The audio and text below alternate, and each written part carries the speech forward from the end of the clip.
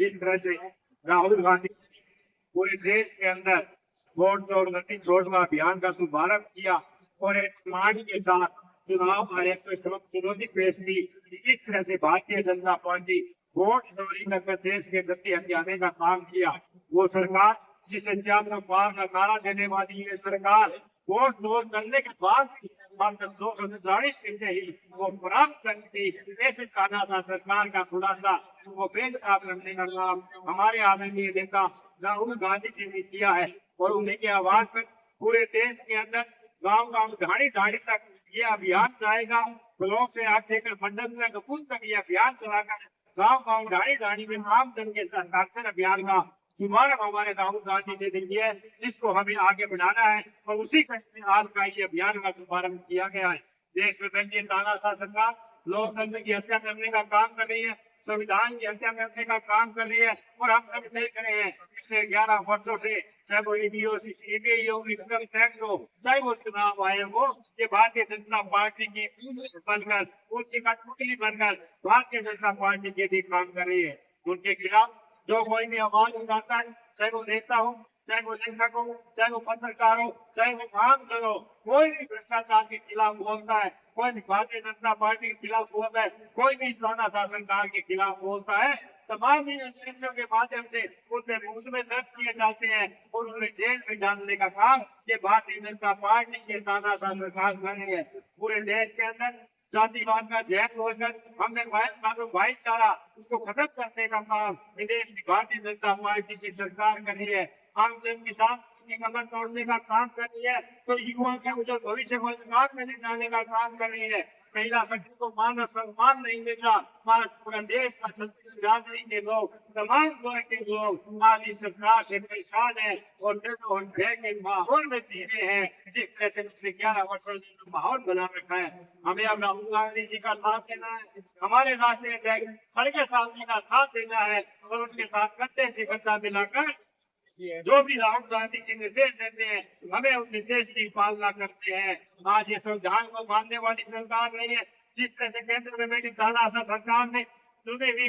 जैसे राज्य की सरकारों को गिराने का प्रयास किया, तो वही राजस्थान में ये भारतीय जनता पार्टी की सरकार जो चुने हुए जनप्रतिनिधि थे, चाहे वो चेयरमैन हो, चाहे वो प्रधान हो,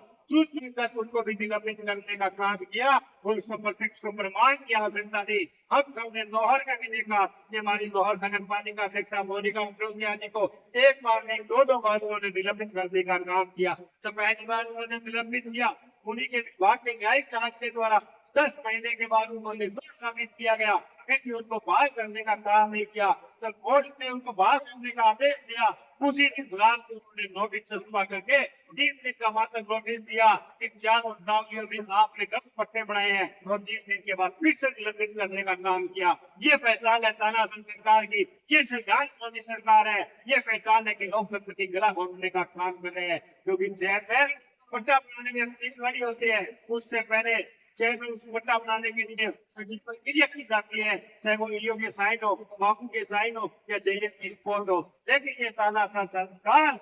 मात्र चेयरमैनों को, कांग्रेस के चेयरमैनों को हटाने का काम कर रही है। 2 साल का हमारे जिला उनके लिए 60 से मंत्री काम करते हैं।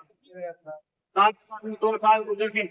हमने हमारे पिछले 5 वर्ष के कार्यकाल में क्षेत्र में अनेकों विकास के कार्य किए और हमें बताते हुए खुशी है कि आज भी 2 विधानसभा क्षेत्र के अंदर 300 करोड़ से अधिक के विकास कार्य वही शुरू है कांग्रेस की सरकार ने शुरू किए थे, मुख्यमंत्री अशोक गहलोत ने शुरू किए थे और 2 साल में वो भी काम इनसे पूरे नहीं हुए। चाहे वो बात करें जायका कहते जो शहरों के पुनर्निर्माण की बात हो रही है, 90 करोड़ रुपए से वो कांग्रेस के शासनकाल में सरकार हुए थे, उसी टाइम वो टेंडर प्रक्रिया भी शुरू हो चुकी थी, लेकिन इन्होंने रोकने का काम किया। तो आज वो शाबाशी लेने के हमने शुरू हुआ है। 60 करोड़ रुपए खड़ों की बात करें, विधानसभा चुनाव से टेंडर लग चुके थे, लेकिन जैसे सरकार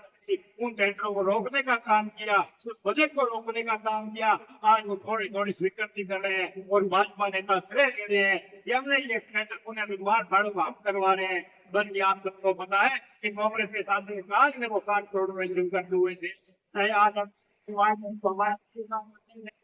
जल जीवन मिशन के तहत 29 गाँव को भी हमारे कांग्रेस शासनकाल में उसकी स्वीकृतियां हुई थी। 2 बार टेंडर लगे थे, लेकिन किसी कारणवश वो टेंडर निरस्त हो गए थे। आज उनकी गाँव में भी काम शुरू हो चुका है, उसके भी लगभग 80 करोड़ रुपए से ज्यादा का विकास कार्य मुख्यमंत्री अशोक गहलोत ने किया था। चाहे वो हॉस्पिटल के 10 करोड़ रुपए की काम बात करें, चाहे कृषि कॉलेज के 9 करोड़ रुपए बिल्डिंग की बात करें, चाहे गाँव मेगानगर में CH की 5 करोड़ की बिल्डिंग की बात करें, चाहे वो 3 खाड़ों के 10 करोड़ रुपए की बिल्डिंगों की हम बात करें, चाहे भूया के PSC की बात करें, चाहे वो अन्य विकास कार्यों की बात करें, 300 करोड़ रुपए से अधिक के वही विकास कार्य है जो मुख्यमंत्री अशोक गहलोत ने शुरू कर गए थे। 2 सालों में वही से काम पूरे नहीं हुए। तो उनके बजट चले गए, और विधानसभा क्षेत्र के छोटे छोटे गाँव का नाम तो उनके बजट में आया करता था। इन दोनों बजटों में कोई भी गाँव छोड़ नाम के बजट में नहीं आया। कोई भी विकास का काम भारतीय जनता पार्टी की सरकार ने किया नहीं किया, मगर इन्होंने काम किया है तो मुख्यमंत्री अशोक गहलोत की जन कल्याणकारी योजनाओं का नाम बदलने का काम किया है,